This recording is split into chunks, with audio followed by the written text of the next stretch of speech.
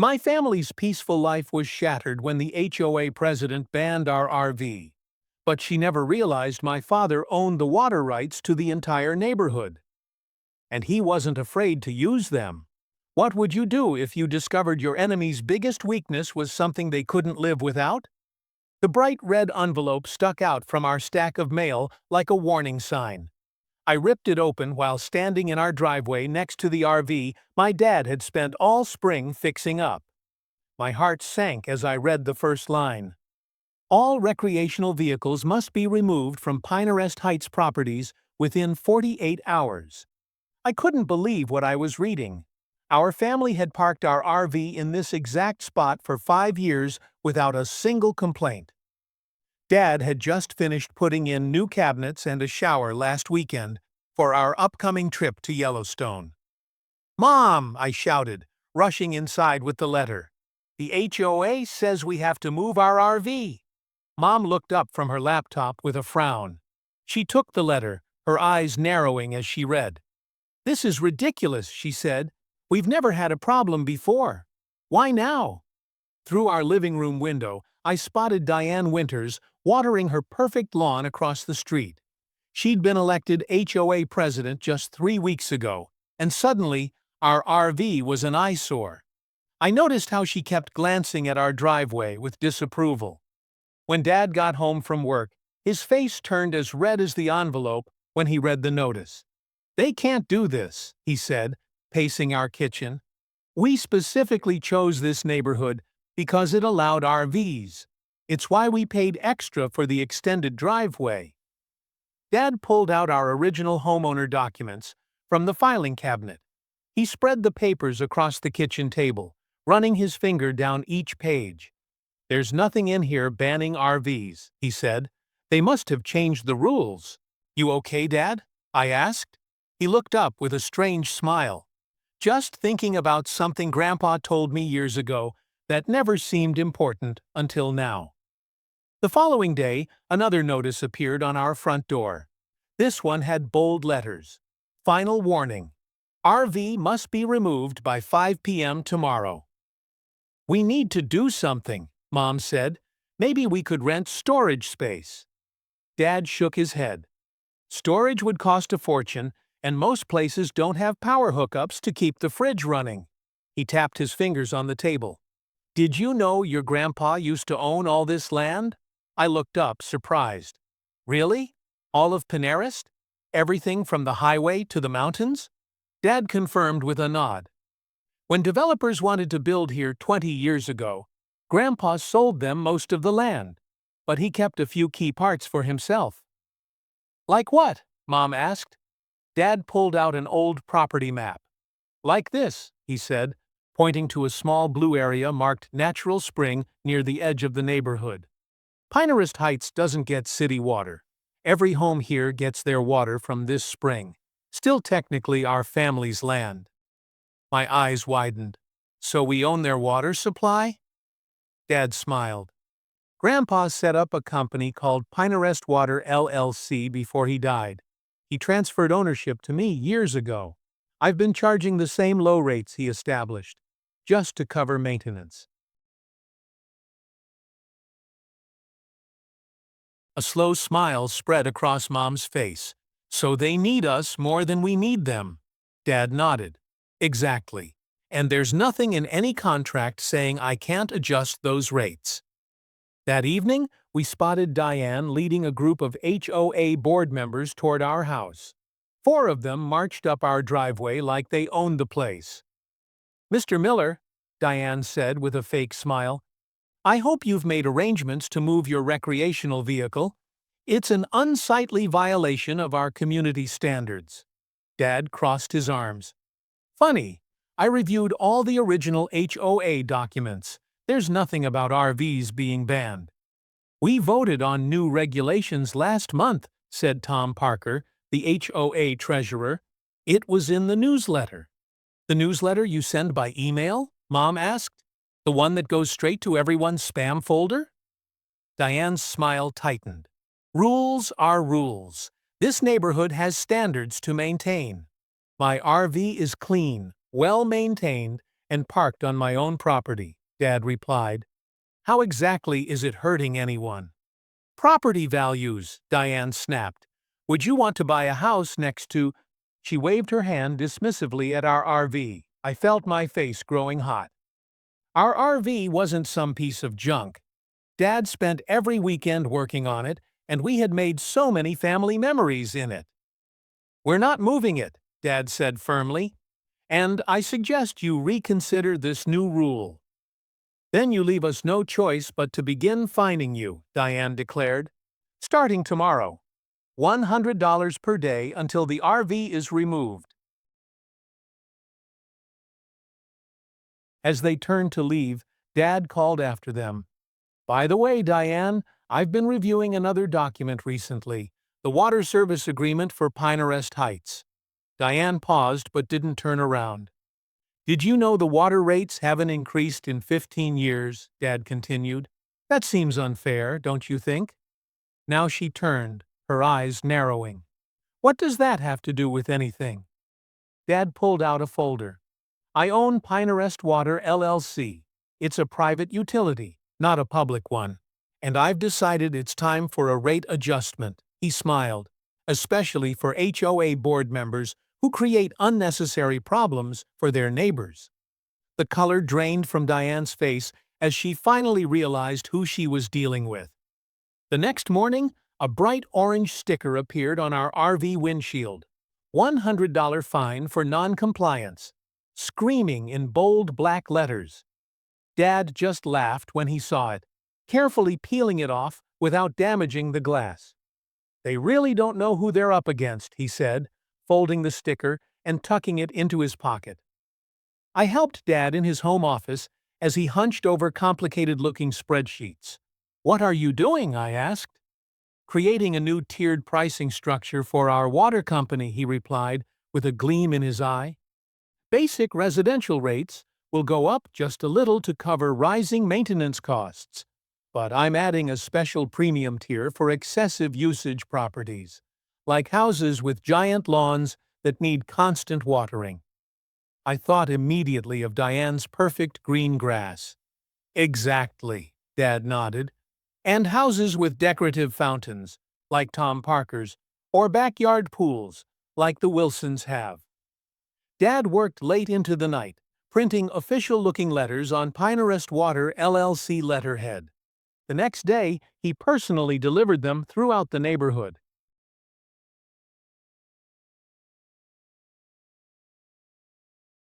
Later that evening, the doorbell rang frantically. When I peeked through the curtains, I saw Diane standing there with her husband Kevin and 3 other HOA board members.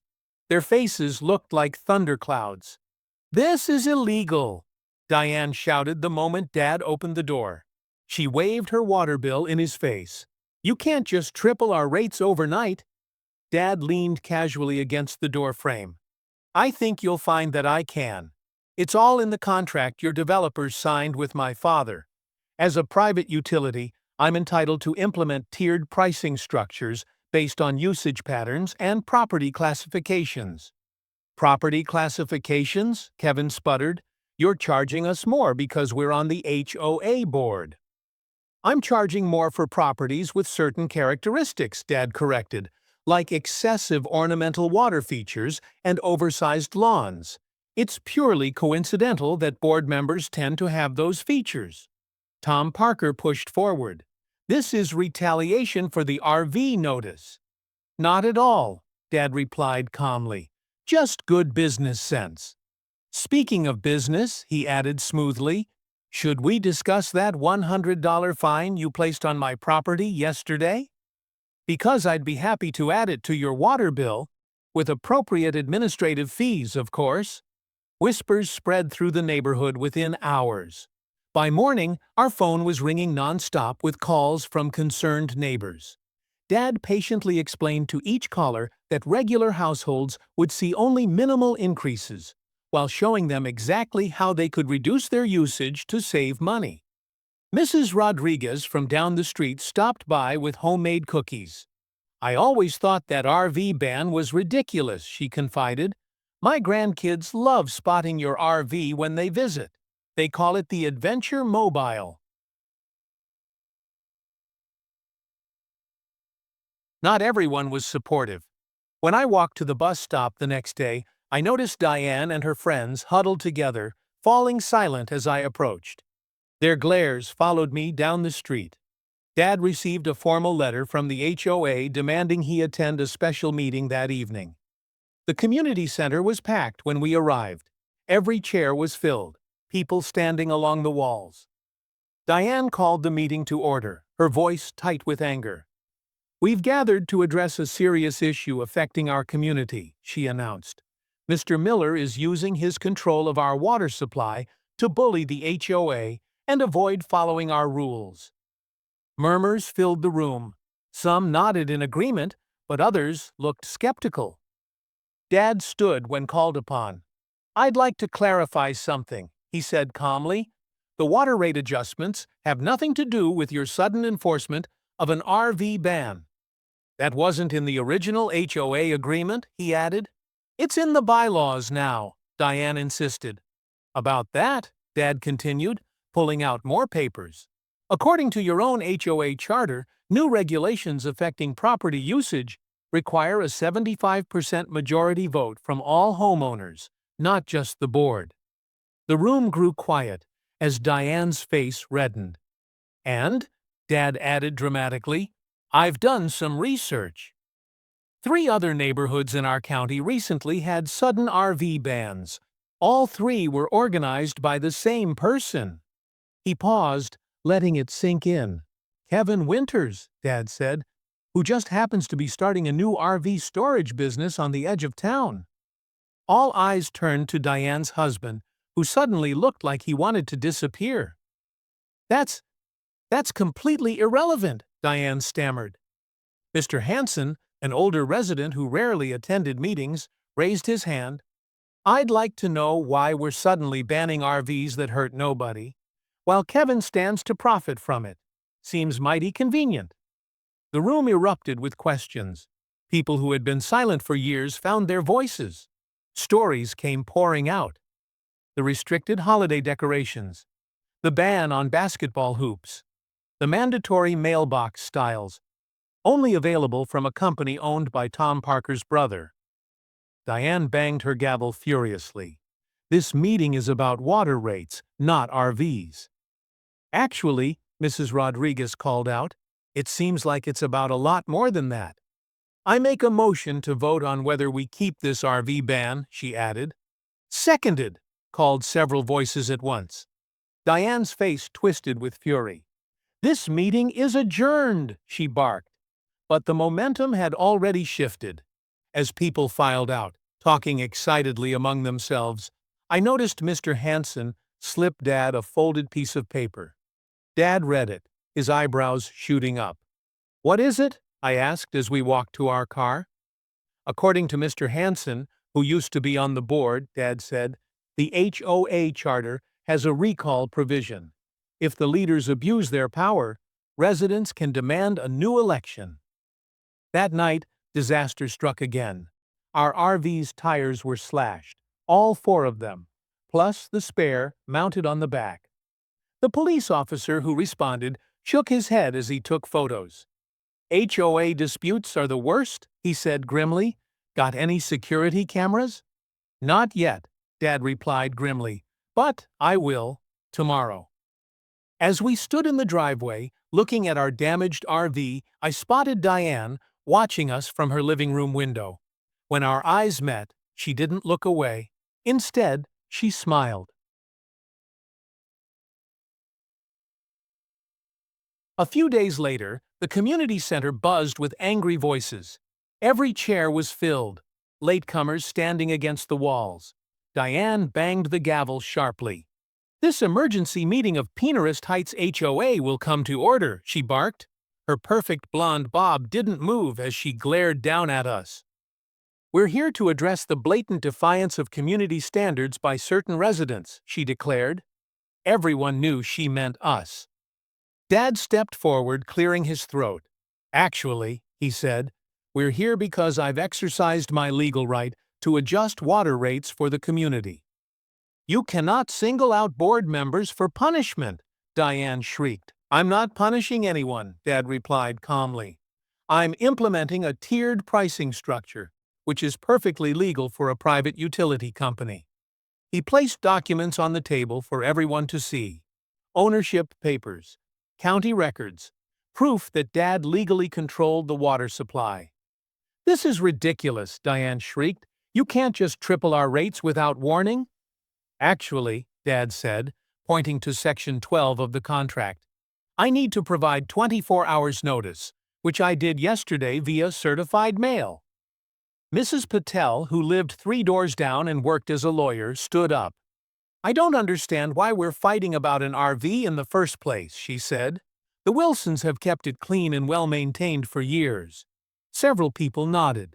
Mr. Robinson, who had lived in Pinterest longer than anyone, raised his hand. "My grandson loves seeing that RV when he visits. He calls it the Adventure House." "What harm is it doing?" Murmurs spread through the room. I spotted friends from school looking confused why adults were fighting over something so small. "The property values," Diane insisted, her voice rising. "Studies show that visible recreational vehicles decrease home values by up to 15%. "That's not true," a voice from the crowd interrupted. It was Mr. Peterson, a real estate agent who lived on Maple Lane. "I've sold 12 homes in this neighborhood in the past 3 years," he said firmly. "The RV has never once been mentioned as a concern by any buyer." More murmuring filled the room. The crowd's mood had shifted completely. Diane banged her gavel again, panicking. "This meeting isn't about those issues," she shouted. "It's about the Wilson family refusing to comply and attempting to blackmail the board." Dad shook his head.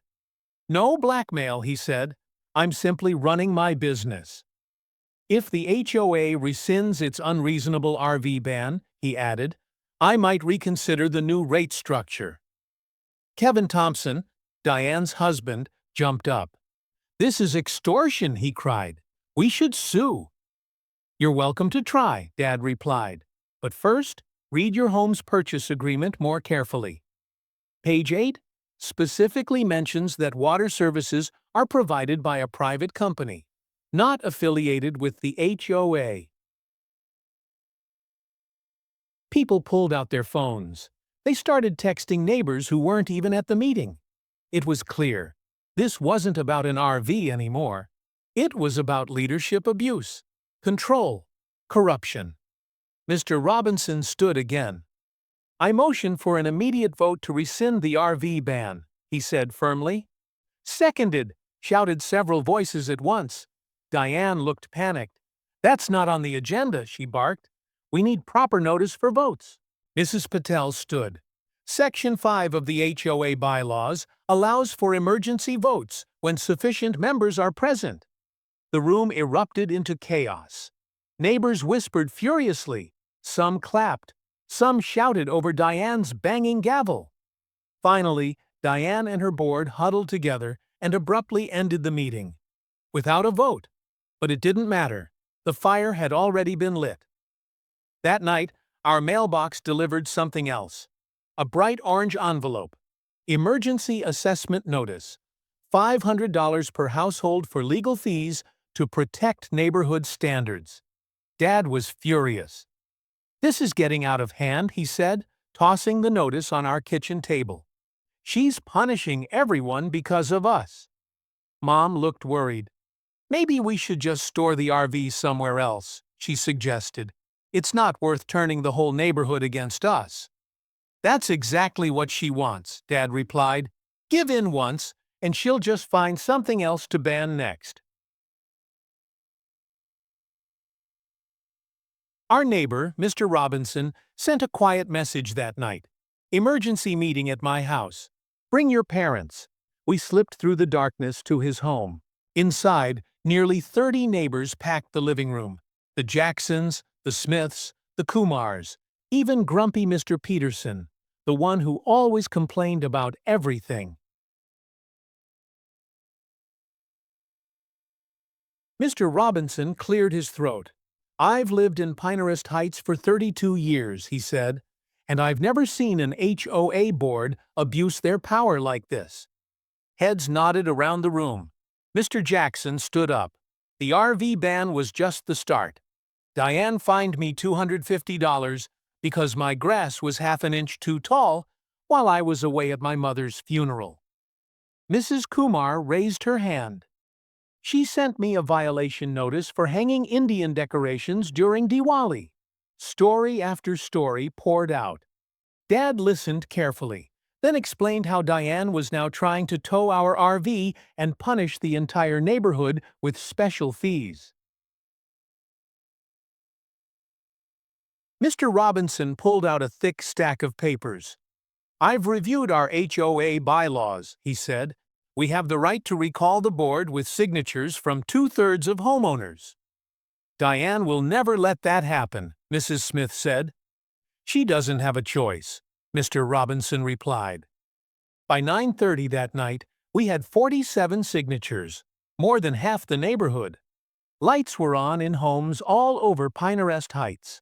Neighbors were finally talking again.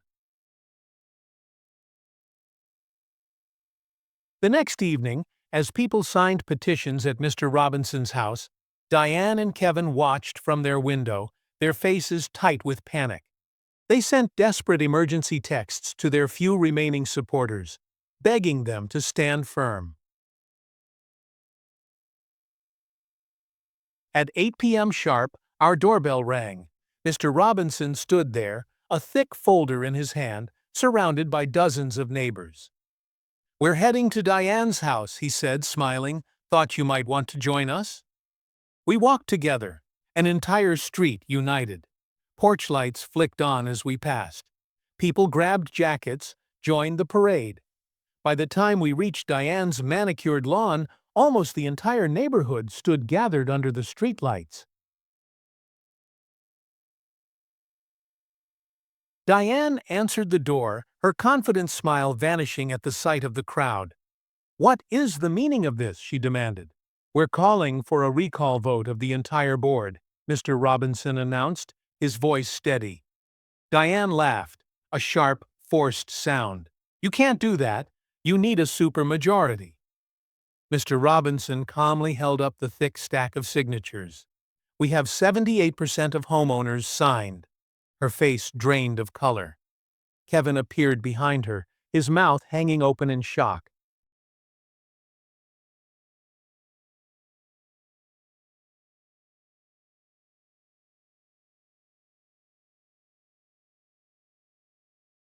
"This is all because of an RV," Diane sputtered. "I was just trying to keep our neighborhood beautiful." "No," Mrs. Kumar said firmly, stepping forward. "This is because you forgot that neighborhoods are about people, not about power."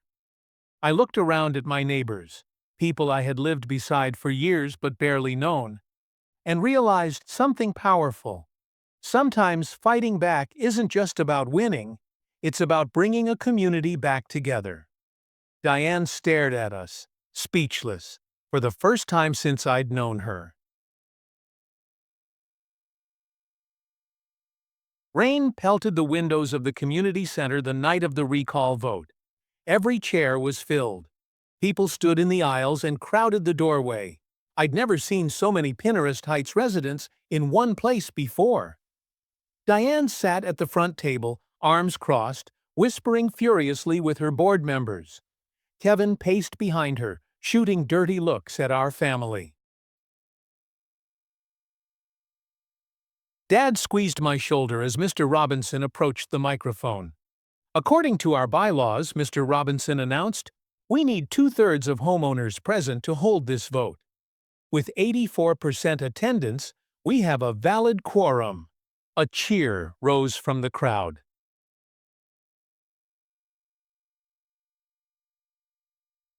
Diane grabbed the microphone.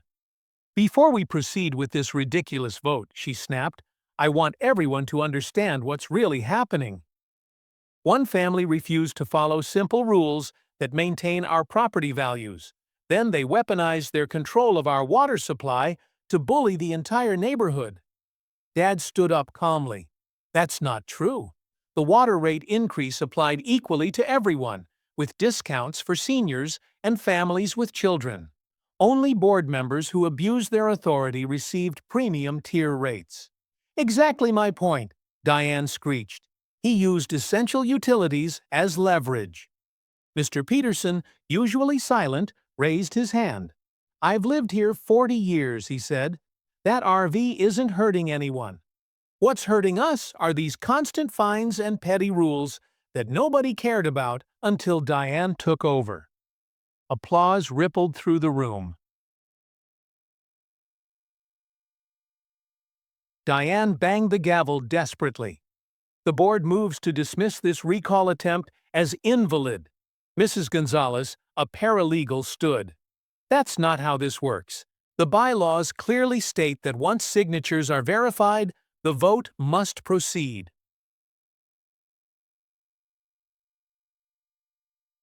The vote was conducted by secret ballot. Tension filled the room like thunderclouds. Diane kept checking her phone. Kevin whispered frantically to supporters. After 20 minutes, Mr. Robinson returned to the microphone.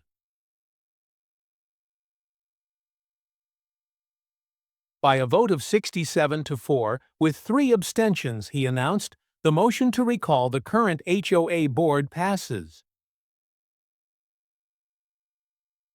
The room erupted in cheers and applause.